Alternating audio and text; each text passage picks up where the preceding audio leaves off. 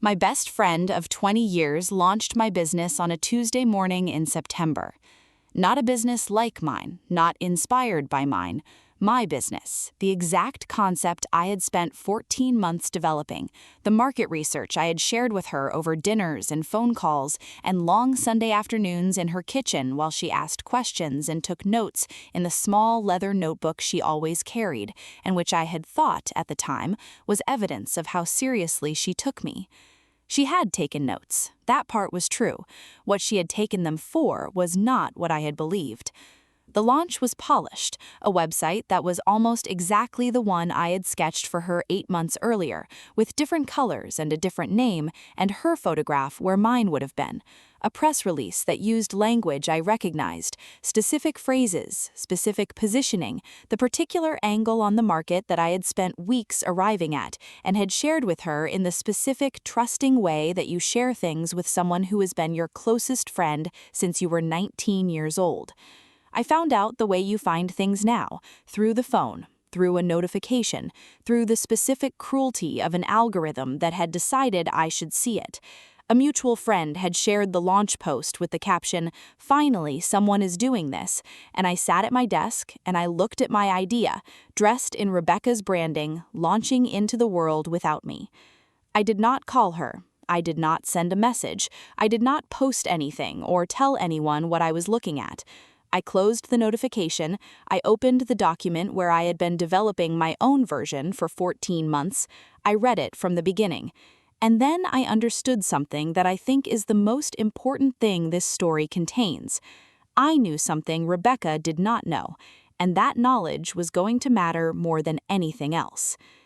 I need to tell you about Rebecca, because 20 years is not a small thing, and I will not reduce her to a villain without giving you the texture of what she actually was. Rebecca and I had met at 19, in the first week of university, in the specific random collision of two people assigned adjacent rooms in a dormitory, who discover over the following days that they are going to be important to each other.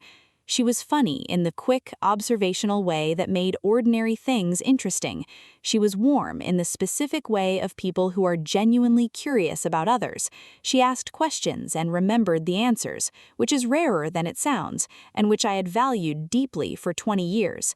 She was also, I understood over those 20 years, someone with a complicated relationship with her own ambition. She wanted things, large things, visible things, the kind of success that other people could see and acknowledge, but she had a persistent difficulty turning the wanting into the doing.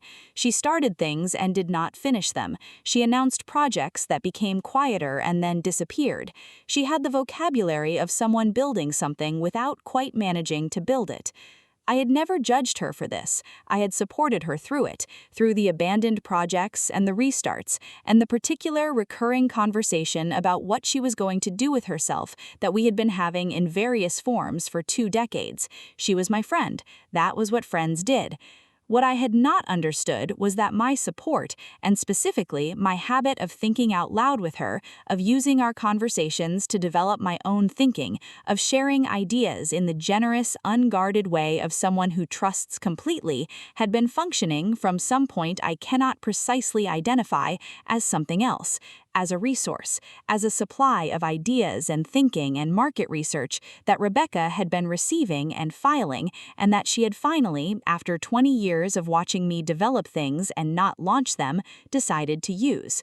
I cannot tell you when she decided, whether it was calculated from the beginning of my sharing this particular idea, or whether it arrived as an opportunity at some later point. What I can tell you is what she did with it, and what I knew that she did not. The thing I knew was structural. This is the part of the story that requires some explanation because it is not dramatic in the way that the rest of the story is dramatic. It is technical. But the technical part is everything. The business idea was in a specific market, a subscription service for a niche I had been studying for over a year. What I had learned in that year of research was that the market was ready for the product, but that the operational model required a specific kind of supplier relationship that was not obvious from the outside and that took considerable time and relationship building to establish correctly. Without that supplier relationship, the model did not work. The margins did not hold. The product could not be delivered at the price point the market would bear. I knew this because I had spent 6 months trying to establish the supplier relationships and had learned through repeated and expensive attempts exactly what was required and what happened when you got it wrong. Rebecca had the idea. She had the website and the press release and the investors who had seen the launch and been excited by the concept. She had the magazine features and the mutual friends sharing the post and the comment sections full of people saying, "Finally, someone is doing this." What she did not have was 6 months of supplier research. What she did not have was the knowledge of exactly what went wrong when you tried to build this without that foundation. I knew what was going to happen. Not immediately. The launch was credible enough, the initial response strong enough, that there would be months of apparent success before the structural problem became visible. But I knew it was going to happen. I knew it with the specific, cold certainty of someone who had hit the same wall herself and understood its dimensions completely. And I decided to wait. The waiting was 11 months. I want to be honest about what those 11 months felt like, because I think the honest version is more useful than the version where I tell you I moved on completely and built my own thing and never thought about it.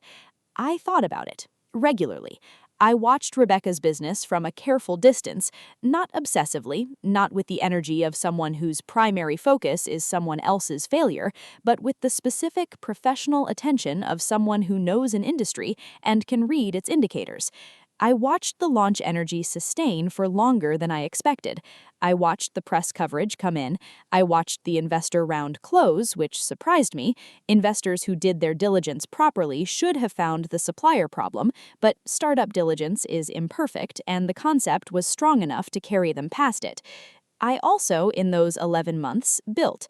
Not the same business, I want to be clear about that. I made a deliberate decision early on not to launch the same concept in competition with Rebecca. Not because I couldn't have. I had the research, I had the supplier relationships, I had everything she had taken, plus everything she hadn't known to take. But because launching in direct competition would have made the narrative about the two of us, and I was not interested in that narrative. I was interested in building something. I built something adjacent, a consultancy, working with businesses in the same niche, helping them solve exactly the operational problems I had spent a year learning to solve. It was smaller and less visible than Rebecca's launch, and it did not generate magazine coverage or investor excitement. But it was profitable from the third month because it was built on the actual foundation of what worked rather than on the concept of what worked. In month 11, Rebecca's business hit the wall. I will not give you the specific details of how it happened, because the specific details belong to Rebecca, and I am not interested in her humiliation. What I will tell you is that it happened in the way I had known it would happen, on the timeline I had roughly estimated, for exactly the reasons I had identified a year and a half earlier when I hit the same wall myself. The supplier relationships had not held. The margins had compressed in the way they compress when the operational model has a structural flaw. The investor money had covered the flaw for long enough that the initial success had felt real to Rebecca, to her investors, to the journalists and mutual friends who had been calling her a visionary. Then it stopped covering it. The magazine coverage reversed, not dramatically, not with a takedown piece or a public failure narrative, but in the quieter way that coverage reverses when a story stops being exciting. The investor conversation changed. The comment sections shifted from "finally someone is doing this" to wondering what happened. Rebecca called me. I want to tell you about this call because it is the center of the story. Not the launch, not the collapse, but the Wednesday afternoon when my phone showed her name for the first time in 11 months, and I looked at it and I decided what to do. She had not reached out when she launched. She had not sent a message or an email or any acknowledgement of what she had done. She had simply done it and then maintained for 11 months the silence of someone who has decided that what happened between them is better not addressed. And then, when the business was in trouble, she called. I looked at my phone for a long time. Then I answered. She said my name when I picked up. just my name, in the voice of someone who has rehearsed what comes next and has lost the rehearsal in the actual moment of it. I said, "Hi, Rebecca." There was a pause. She said, "I need to talk to you." I said, "Okay." She said, I know, I know what I did. I've known the whole time, and I didn't know how to." She stopped, started again. "I'm in trouble. The business is in trouble, and I think you know why, and I need help." I sat with that for a moment. I need help. After 11 months of silence, after 20 years of friendship, and 14 months of my research, and the small leather notebook, and the launch I had found through a notification on my phone. I need help. I said, "Tell me what's happening." She told me. It took a while, and it was, I think, as honest as she could manage, which is to say, it was honest about the operational problems and less honest about some of the choices that had led to them, but honest enough for me to understand exactly where things stood. When she finished, I said, "I know how to fix this." She said, "I know you do. That's why I called." I said, "I know." A pause. She said, "Will you help me?" And here is where the story goes somewhere people do not expect. I said, "No."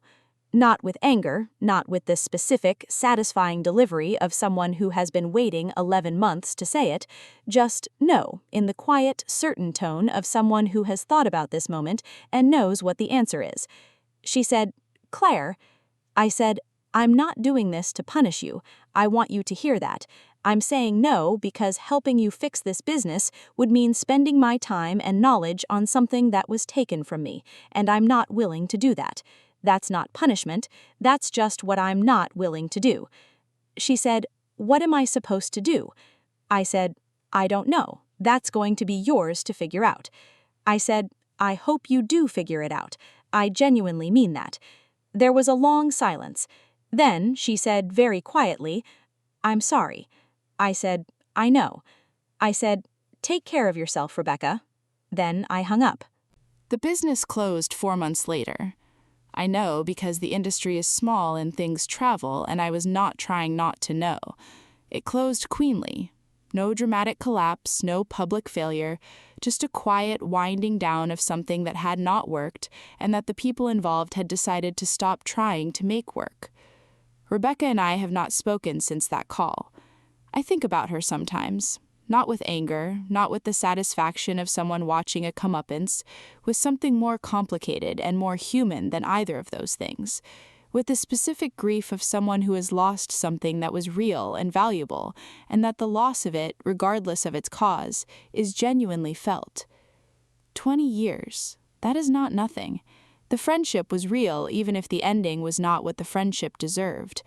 I hold both things. I do not let either one erase the other. What I have built in the 2 years since that September morning is mine, fully and completely mine.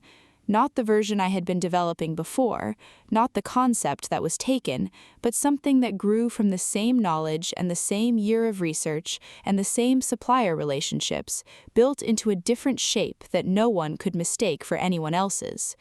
It is profitable, it is growing, it is entirely, unambiguously mine. And some mornings when I am at my desk in the early light with my coffee and the work in front of me and no one else's notebook anywhere near it, I think about what the small leather notebook was for. And I think, she took the idea. She did not take the knowledge. She did not take the supplier relationships. She did not take the understanding of exactly what went wrong and exactly what was required to go right. She took the surface of it. I kept everything underneath. And everything underneath turned out to be the part that mattered. I want to say something about what it means to watch someone fail at something you know how to do. People assume it is satisfying, and I will not tell you there was no satisfaction in it. There was, in the early months, a complicated, slightly uncomfortable satisfaction in watching the structural problem I had identified play out exactly as I had known it would. I am human. That satisfaction was real. But it faded faster than I expected. What replaced it was something I had not anticipated: relief. Not at her failure, at the clarity. For 11 months, I had been sitting with something unresolved. The question of what the friendship had been, of whether the 20 years were real or whether they had been something else all along, of whether I had been seen or only used. The call gave me the answer. Not the answer I would have chosen, but a clear one. She had known what she did. She had known the whole time. She had chosen silence while things were going well and reached out when she needed something. That was the answer to the question, and with the answer came a clarity that the unresolved question had been preventing. I knew what the friendship had been. I knew what it had not been. I knew what I was going to do next, which was exactly what I had been doing, building on the actual foundation, the thing that was actually mine. The clarity was worth more than the satisfaction. She doesn't stay silent. She doesn't stay broken. She rises. Sometimes rising is saying no, quietly, without anger, to the person who called you when they needed what they had taken. Sometimes the revenge is not in what you do to them, it is in what you keep. Subscribe, new story every week, and every single one of them ends the same way. She rises. Leave a comment. Have you ever had someone take something from you and found that what they couldn't take was the part that mattered most? I read every single one.